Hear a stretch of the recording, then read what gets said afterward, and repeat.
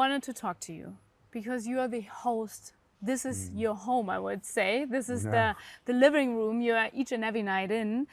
And then I started reading more about you. And then I saw what you do when you're not in here, and that's quite a lot. So I have it down here and I thought about reading it out loud, but could you, because you can do it even better, what are you doing when you're not here in Cannes? What are your, because I saw that you were, you know, for just one example, you skied unsupported to the North Pole and you crossed Western Sahara and you were trekking the Amazonas, but also you are the president of the Innovation Media Consulting Group. So what all are you doing and where comes the energy from? Well, thank you. Thank you for inviting me to this interview. And yeah, it's great to be here every year in this incredible setting where we really celebrate the best creativity in the world. And I came into this accidentally because I am a journalist. So I've studied political philosophy at university, but I was a war reporter for 7 years and then continued as a television presenter for many years. And then when I decided to leave television, my agent said there's something called Cannes Lions, and they're looking for a presenter, a host that is independent, a journalist, has nothing to do with the industry. And they tried me out. And obviously that was 20 years ago. And we haven't looked back, either one of us. So, and in the meantime, I developed a consultancy called Innovation Media Consulting. And we help news companies, whether it's newspapers, news magazines, to turn them around. Oh, important, very which is important. Very important, yeah. So I'm the president of that company. Yeah. And I'm also the father of 2 kids with disabilities. Okay. I've got a little daughter who's got Down syndrome, and I have a son who's deaf. So I've been championing disability causes all my life, thus the expedition. So I've been running expeditions to raise money for charity and awareness of people with disability. So my son, 2 years ago, skied to the South Pole. Wow. The youngest British deaf person to ski to the South Pole. I've organized the first expedition to the South Pole of physically disabled people. And I've done a lot of this to fundraise money for people with disability and autism. So that's my passion project. That's what I do in terms of expeditions. But my real day-to-day is helping news companies to stay relevant and to survive in the digital age, which has been very difficult for news companies for all the reasons. Yeah, and you started that company already a while ago. Were you foreseeing that this branch needs help? Yeah, they came to us. A lot of these brands came to us initially to help them do little projects, and then we turned it into a formal consultancy. Yeah. It's been now going for a number of years, and we've worked with all the major brands globally, really. It's a very successful boutique consultancy, but something very fulfilling. As it is Cannes Lions. Cannes Lions is lovely to connect with creatives with so much talent and so much promise and dedication to this profession, which is as tough as journalism. It's your 20th year here already. Yeah. So what does this mean to you? I mean, it must mean a lot, right? Otherwise you wouldn't do it for such a long time. Yeah, it's very difficult for me to say no to Cannes Lions year after year. I mean, I love the work, I love the people, and I love the focus of the festival. The festival has stayed true to its mission to celebrate creativity. And at a time when everybody else was developing a business model to celebrate technology, to celebrate media, to celebrate effectiveness, they've stayed true to being an international festival of creativity. And they've demonstrated that this is the most important global event, to really demonstrate that creativity can change the world. Obviously change brands, but also change the world. You see the festival develop over time. I saw you as well in a digital format during that time we're not talking about anymore, when no one was here. So what do you think, where did the festival change? What changed? What are is there some kind of new feeling you have when you're in here? New people that you see? As you said, the brands are here, for example, now.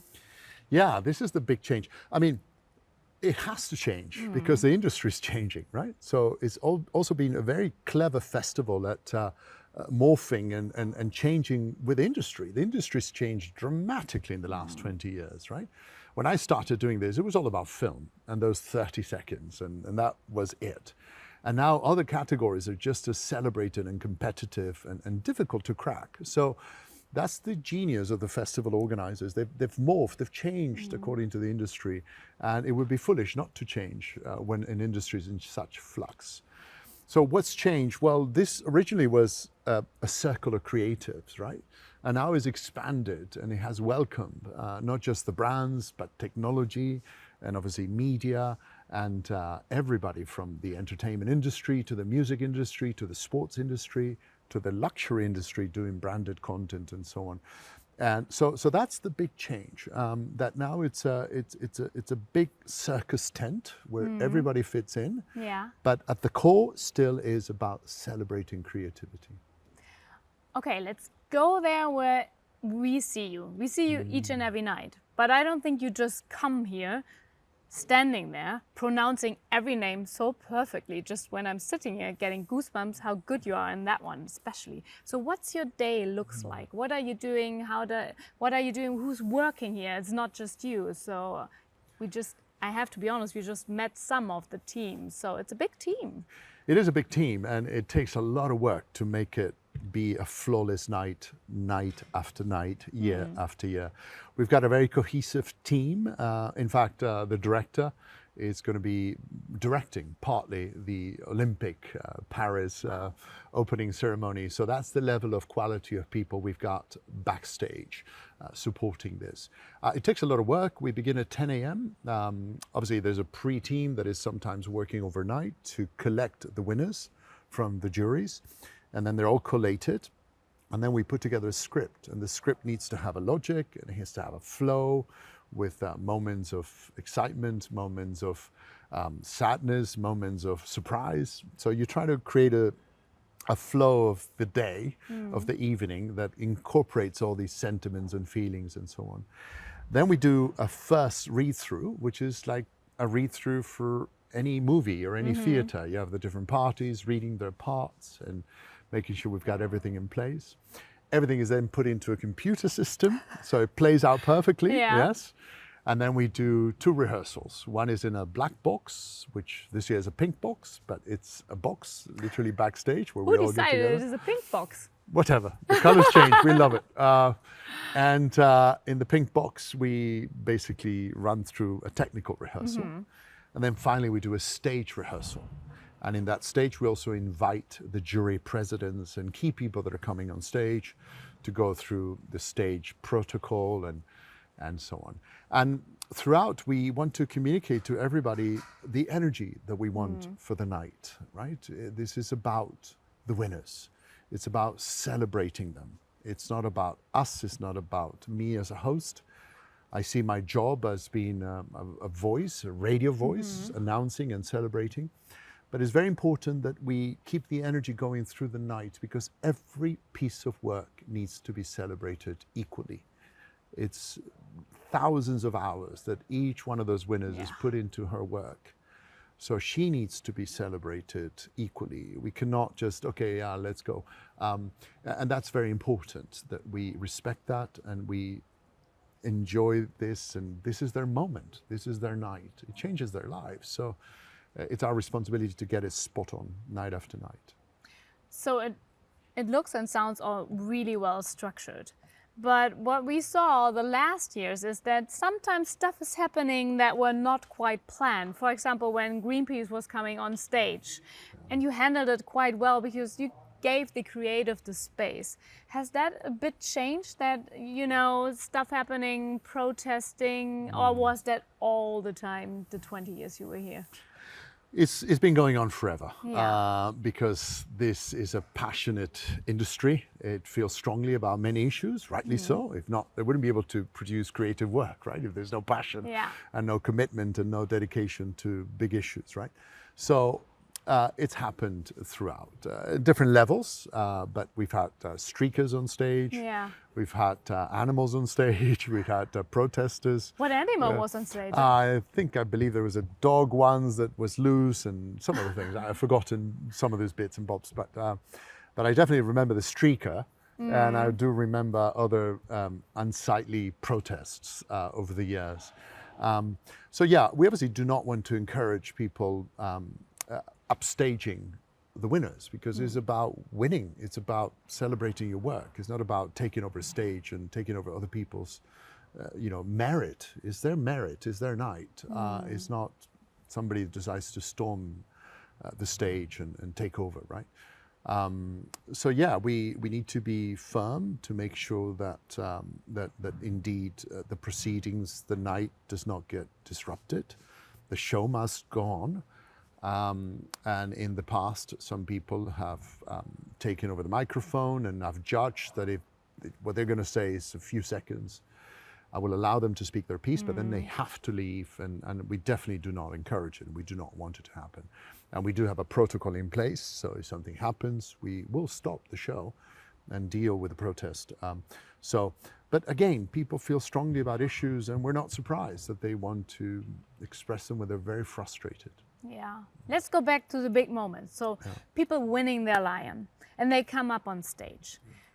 I see now that the people come up with smartphones, iPads, everything. Yes. So they're not only in that moment that they're winning a lion, they have people around, they're doing social media. How has that changed for you? Because you tell them always, this is your time to shine. This is the moment that can change your life. And you told me beforehand, it really happened. You really experienced that every night, right? Yes. Yeah, now some are very sort of blasé about it, right? They come on stage, as you say, with their phone and kind of, oh God, I want another lion. It's not true. I see the energy. What they're doing is they're trying to be slightly hipster about it. It's like, okay, I won, but yeah, of course I won, kind of thing. So it's a false humility. It's a sense of trying to perform from the moment you come on stage. But these wins change their lives completely, and you see it in the energy once on stage. They're really celebrating massively, and of course I meet with many of them afterwards, and they really are celebrating. But yes, now they're live on Facebook, they're live on X, they're live on Instagram or Snapchat, so they need to also do a little clip for that wider audience that perhaps don't feel the same energy that we feel here. You said it earlier that you want to be a radio voice. Mm-hmm. And when you present or you tell the people what case is coming up, I can tell that you have seen the case studies, that you really know what you're talking about. And it's always really respectful that you really have seen the work and the energy that is in there. And there was one moment, and now while you told me where you come from, is that you presented, I don't know if you remember, it was in 2018, the C21 restaurant. And I saw you shaking a bit. Now I understand a bit more. Is that one of the cases that really touched your heart, or is there another one that you remember?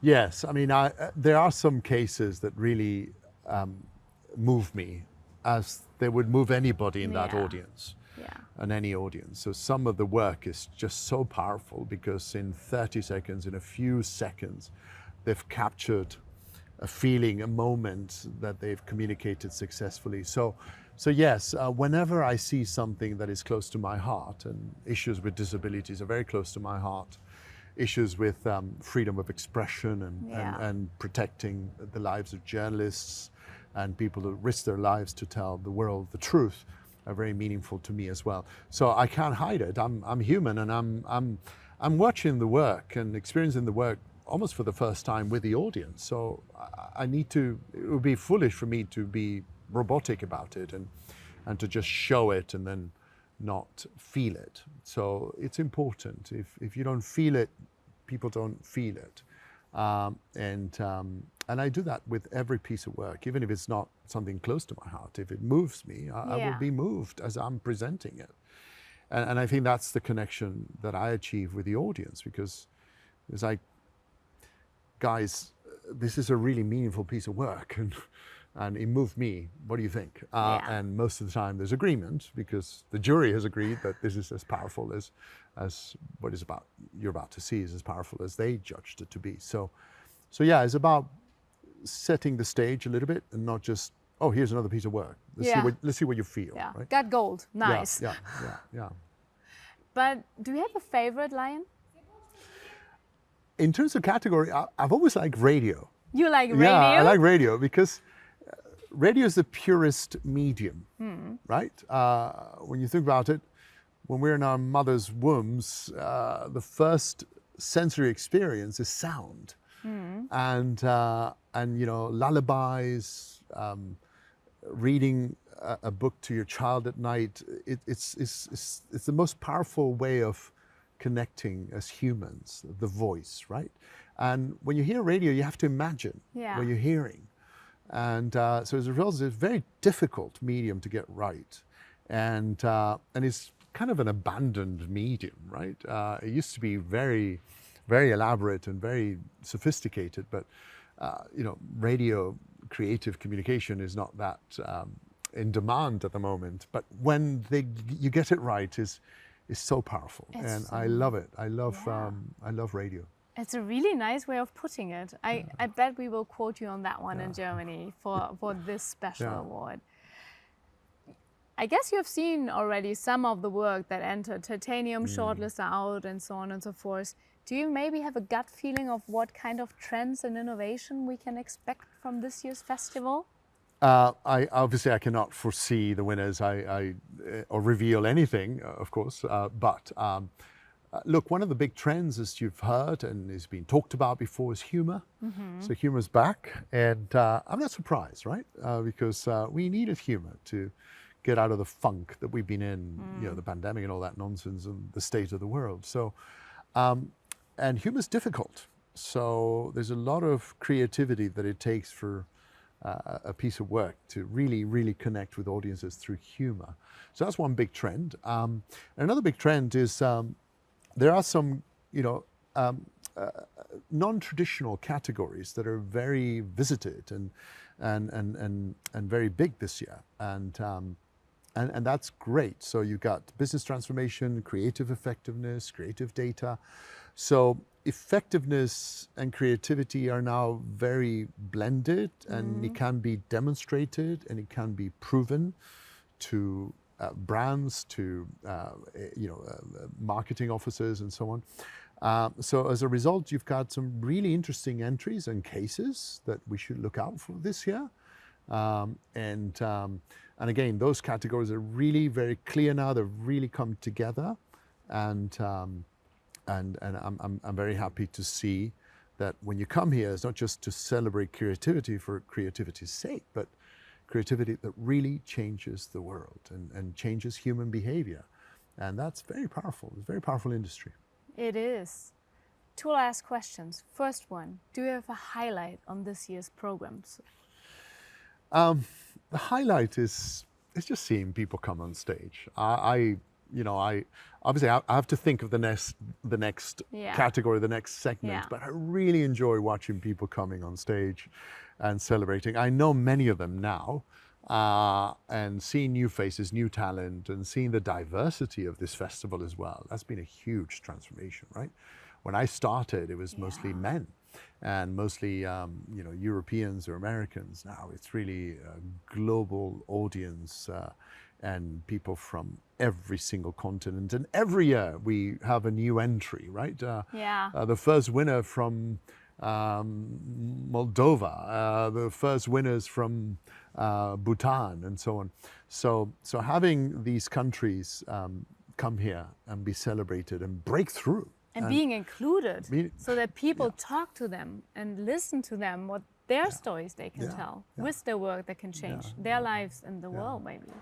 So the highlight for me is often that, seeing the further integration of new cultures, new people, new voices, as you say, and us hearing them and them seeing that they have a voice that is world class, because they still have to win something, right? So it's not just you're here because we want to include you because you're from some country that's never been represented. No, they made it through. And remember the odds, right? Yeah. Only 10% of more than 30,000 entries Yeah. get shortlisted. Only 3% will win a lion, any lion, Yeah. and less than 1% will win gold, let alone titanium or being a Grand Prix winner. Yeah. So the odds are very, very high, very tough, very competitive to win here. So to me, it's great to see each one of the winners, each one of them as a highlight. But these new nations, new voices are always wonderful to see. We have 5 days, fully packed. Each and every night, new lions, new awards. When people go home after those 5 days, and as you said, this night the lion can change a person's life. But what do you wish for people bring home from here that could maybe change the life of others? They meet them when they're back home. Yeah, I mean, I think somebody described Cannes Lions as a live LinkedIn. It's a great chance for people to meet other creatives. And I think that's an aspect of this festival that sometimes gets glossed over because it's Cannes and people think that everybody's partying, and they should party, they should celebrate. But the human connections that are made here, the friendships, the discoveries of talent, it's one of the incredible hidden virtues of this event year after year. And the fact that they're bringing marginal communities here as well, and bringing young people and bringing people from every single continent, I've seen the magic happen, right? Somebody from a huge account, Adidas, deciding to work with somebody from Kazakhstan, and somebody from Kazakhstan deciding to work with somebody from Buenos Aires. So it's unlikely relationships and connections that are made here. And obviously it all happens when they see the work and they see the talent on stage, and then they meet afterwards. And so all this is possible this week. It is a small town. It is.